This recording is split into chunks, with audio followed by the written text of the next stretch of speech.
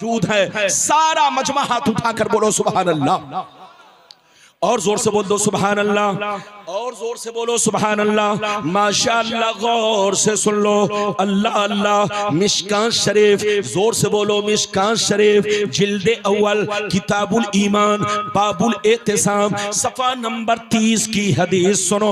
अन अब्दुल्लाह इब्ने उमर रदियल्लाहु तआला अन्हुमा क़ाल क़ाल रसूलुल्लाह सल्लल्लाहु तआला अलैहि वसल्लम ला यातियन्ना अला उम्मती कमा अता अला बनी इसराईल हज़बन्नाल बिन्नाल हत्ता इन कान मिनहुम मन अता उम्महु अलानिया लकान फी उम्मती मन यसनउ ज़ालिक व इन बनी इसराईल तफर्रक़त अला सनतैन व सबईन मिल्ला व तफ्तरिकु उम्मती अला सलासिन व सबईन मिल्ला कुल्लुहुम फिन्नार इल्ला मिल्लतन वाहिदा क़ालू मन हिया या रसूल अल्लाह फ़क़ाल मा अना अलैहि व अस्हाबी। जोर से बोल दो सुभान अल्लाह।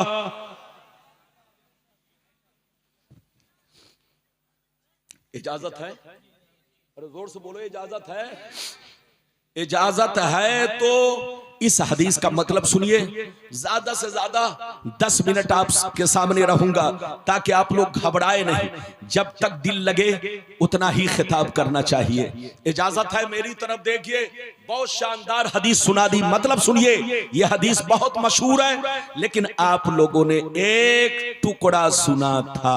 अरे बोलो, आप लोगों ने इस हदीस का एक टुकड़ा सुना था या मुकम्मल हदीस सुनी थी मगर आप भूल गए? जोर से बोलो। या तो एक टुकड़ा सुना था या सुन चुके थे मगर आप हदीस को भूल चुके थे। गुलाम रब्बानी याद दिलाना चाहता है। आप मेरी तरफ देखिए। बड़ी मशहूर हदीस, लेकिन आपने आधे हिस्से को ज्यादा याद रखा, आधा हिस्सा भुला दिया। अगर पूरी हदीस याद होती तो आज मुसलमान टुकड़ों में नहीं बढ़ता, फिरकों में नहीं बढ़ता। मुसलमान एक प्लेटफार्म पर होता, सब सुन्नी बनकर रहता। इस हदीस को सुनिए, तबीयत मचल जाएगी। हदीस तो सुना दिया है, मतलब सुन लीजिए। इधर देखिए, बड़ी मशहूर हदीस सुनिए। नबी ने इरशाद फरमाया, आका ने इरशाद फरमाया, मेरी उम्मत पर वो ज़माना जरूर आएगा, मेरी उम्मत पर वो ज़माना जरूर आएगा, वो वक्त जरूर आएगा, वो दौर जरूर आएगा जैसा बनी इसराइल पर आया, जैसा बनी इसराइल पर आया, जैसा यहूदी और नसरानी पर आया। वो ज़माना मेरी उम्मत पर जरूर आएगा। जो हाल उनका हुआ वही हाल मेरी उम्मत का होगा। जो तरीका उनका था वही तरीका मेरी उम्मत का होगा। अगर उन लोगों ने अपने माँ के साथ बदफेली की होगी, अगर उन लोगों ने अपने माँ के साथ बदफेली की होगी, तो मेरी उम्मत में भी कोई ऐसा जरूर होगा जो उसी बनी इसराइल की एक्टिंग करेगा, उसी की नकल करेगा, माँ के साथ बदफेली करेगा। आगे सुनिए, नबी फरमाते हैं, जैसे वो लोग 72 फिरकों में बट गए, 72 फिरकों में बट गए, मेरी उम्मत के लोग उनसे दोस्ती की वजह से, उनसे रिश्ता करने की वजह से 73 में बढ़ जाएंगे। एक फिरका जन्नती, 72 जहन्नमी। 72 जहन्नम में इसलिए जाएंगे, 72 जहन्नम में इसलिए जाएंगे कि उसी बनी इसराइल के 72 फिरकों से इनका रिश्ता होगा, इनका ताल्लुक होगा, इनका इनका कनेक्शन होगा, इनका तार जुड़ा होगा। और एक फिरका जन्नती, सहाबा ने पूछा वो कौन सा फिरका है? तो हदीस का सही मतलब ये है वो फिरका जन्नती है कि लाख आंधियां चले, लाख तूफान आए, लाख मिसाइल पर से, लाख जमाना रंग बदले, लेकिन वो फिरका हमेशा मेरे रास्ते पर, सहाबी के रास्ते पर कायम रहेगा।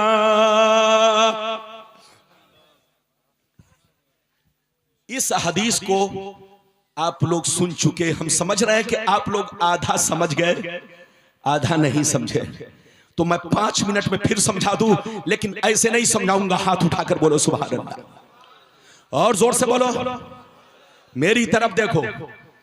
उलमा बैठे हैं, नबी ने क्या फरमाया कि मेरी उम्मत पर वो जमाना जरूर आएगा जैसा बनी इसराइल पर आया। बनी इसराइल कौन है? ये इजराइल। जोर से बोलो, ये मैं आपको समझाने के लिए बोल रहा हूं। ये इजराइल बनी इसराइल है, ये अमेरिका बनी इसराइल है। इधर देखिए, ये लंदन, ये जापान, ये सब बनी इसराइल है। पैगंबर ने फरमाया कि मेरी उम्मत पर वो जमाना जरूर आएगा जैसा बनी इसराइल पर आया, यहूदी पर और क्रिश्चियनों पर आया, ईसाई पर आया। जो हाल उनका हुआ वही हाल मेरी उम्मत का होगा। जो तरीका उनका था वही तरीका मेरी उम्मत का होगा। अगर उन लोगों ने मां के साथ बदफेली की होगी तो मेरी उम्मत भी उनसे दोस्ती करने की वजह से अपने मां के साथ बदफेली करेगी। कुछ लोग ऐसे होंगे जो इस काम को अंजाम देंगे। नबी फरमाते हैं जैसे वो लोग 72 फिरकों में बट गए, मेरी उम्मत उनसे दोस्ती रखने की वजह से 73 में बटेगी। एक फिरका जन्नती, 72 जहन्नमी। ये 72 जहन्नम में इसलिए जाएंगे कि नाम तो अब्दुल्ला होगा, नाम तो मोहम्मद होगा, नाम तो सलमान होगा, नाम तो कुछ और होगा, लेकिन अंदर से सब यहूदी होंगे, अंदर से सब ईसाई होंगे। आज पूरे अरब का नजारा कीजिए, सऊदिया पर यहूदियों की, बोलो यहूदियत गालिब है। कतर पर यहूदियत गालिब है। आज हर ऑफिस में यहूदी, हर घर में बेटी अगर मिलेगी तो यहूदी की मिलेगी। एक मुसलमान लड़की उनकी बीवी होती है और 3-3 बीवी यहूदिया होती है। आज पूरे अरब का यही माहौल है। उनके घर में खाना बनाने वाली औरतें यहूदिया, ईसाइया, उनकी बीवी ईसाइया, यहूदिया।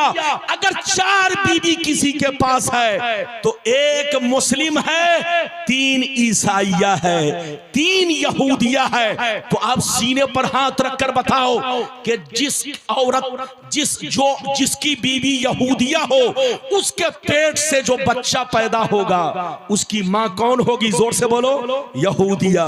उसकी मां कौन होगी? ईसाइया। तो मेरी तरफ देखो, आज फिलिस्तीन बर्बाद हो गया, गाजा बर्बाद हो गया, लेकिन लोगों ने साथ इसलिए नहीं दिया कि किसी का बाप यहूदी है, किसी का नाना यहूदी है, किसी का दादा यहूदी है, किसी की मां यहूदी है। पूरा फिलिस्तीन यहूदियत के रंग में रंग चुका है, पूरा गाजा यहूदियत के रंग में रंग चुका है। एक दूसरे का रिश्ता एक दूसरे के घर में है। मुसलमान की बेटी यहूदी के घर में है, यहूदी की बेटी मुसलमान के घर में है, उसकी बेटी यहूदी की बीवी है, यहूदी की बेटी मुसलमान की बीवी है। तो सीने पर हाथ रखकर फैसला करो कि आखिर फिलिस्तीन का साथ दे तो कौन साथ दे, क्योंकि किसी का बाप यहूदी, किसी का नाना यहूदी, किसी का दादा यहूदी, किसी का मामू यहूदी, रिश्ता आपस में एक दूसरे से जुड़ चुका है। और आज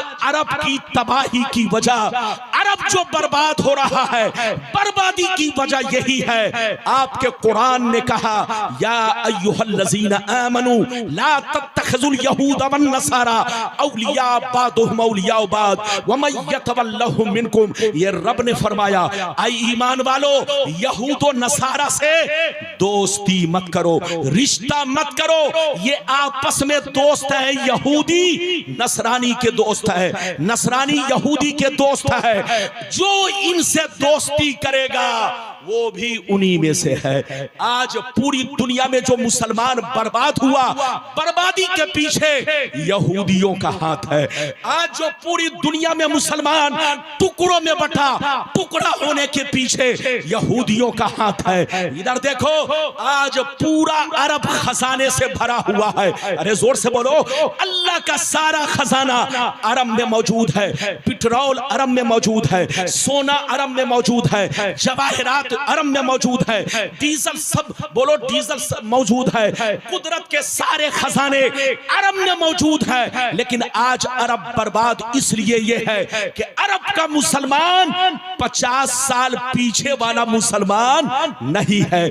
50 साल पीछे चलिए तो मुसलमान का रंग अलग था, मुसलमानों का जज्बा अलग था। आज जो मुसलमान है वो नाम के मुसलमान है, उनका कल्चर यहूदी की तरह, उनका खाना यहूदी की तरह, उनका पहनना यहूदी की तरह, उनके घर का सारा माहौल आज यहूदी के रंग में रंग चुका है। वो जमाने में मुअज़्ज़ज़ थे मुसलमान होकर, आज हम खार हुए तारीके कुरा होकर। इसलिए आप चाहते हैं कि हमें इज्जत मिले तो आप इज्जत पा सकते हैं, लेकिन नबी के नक्शे कदम पर चलना होगा, कुरान को मजबूती से थामना होगा, अपने पैगंबर की सीरत को सीने से लगाना होगा और गुनाहों से तौबा करना होगा। एक बात चलते चलते आखिरी बात सुन लीजिए, जो बातें रह गई फिर कभी आऊंगा तो आपको बताऊंगा, क्योंकि आपको मुशायरा भी सुनना है। 2 मिनट की बात है, इधर देखिए। खौफे इलाही, जोर से बोलो, खौफे इलाही ये ईमान की जान है। जोर से बोलो, खौफे इलाही ये ईमान की जान है। जिस मुसलमान के सीने से अल्लाह का खौफ निकल गया, या तो वो मरने से पहले गुमराह होकर मरेगा, या खतरा है कि काफिर होकर मरे। इसलिए याद रखो, अपना ईमान बचाना चाहते हो और जन्नत में जाना चाहते हो तो चलते फिरते सोते जागते अल्लाह का खौफ सीने में जरूर रखो। नमाज की पाबंदी करो, माँ बाप की कदर करो, उलमा की कदर करो, जलसा कराओ तो जलसे की कदर करो, और साथ ही साथ जहां रहो अपनी मस्जिद को आबाद रखो। और अगर मस्जिद में नमाज पढ़ने का मौका ना मिला, आप सफर कर रहे हैं, तो जहां है वहीं आप मुसल्ला बिछाइए, अल्लाह की इबादत कीजिए। अल्लाह की इबादत छोड़िएगा तो बर्बादी आपके सामने है। नमाज अगर आप पढ़ेंगे तो शराब से दूर रहेंगे, जुआ से दूर रहेंगे। इधर देखिए, आप गलत बातों से दूर रहेंगे। आपका कुरान कहता है, इन्नस्सलात तन्हा अनिल फहशाई वल मुनकर। ऐ मुसलमान, नमाजी बन जा। बेशक नमाज बेहयाई और बुरी बातों से रोकती है। नमाज पढ़ोगे तो आप शराब से बचोगे, जुआ से बचोगे, और खुद भी नमाज पढ़ो, अपनी बीवी को भी तालीम दो, बच्चों को भी तालीम दो, मिटा दो अपनी हस्ती को। अगर कुछ मर्तबा चाहो कि दाना खाक में मिलकर गुले गुलजार होता है। अल्लाह ताला सलामत रखे, आबाद रखे। जल से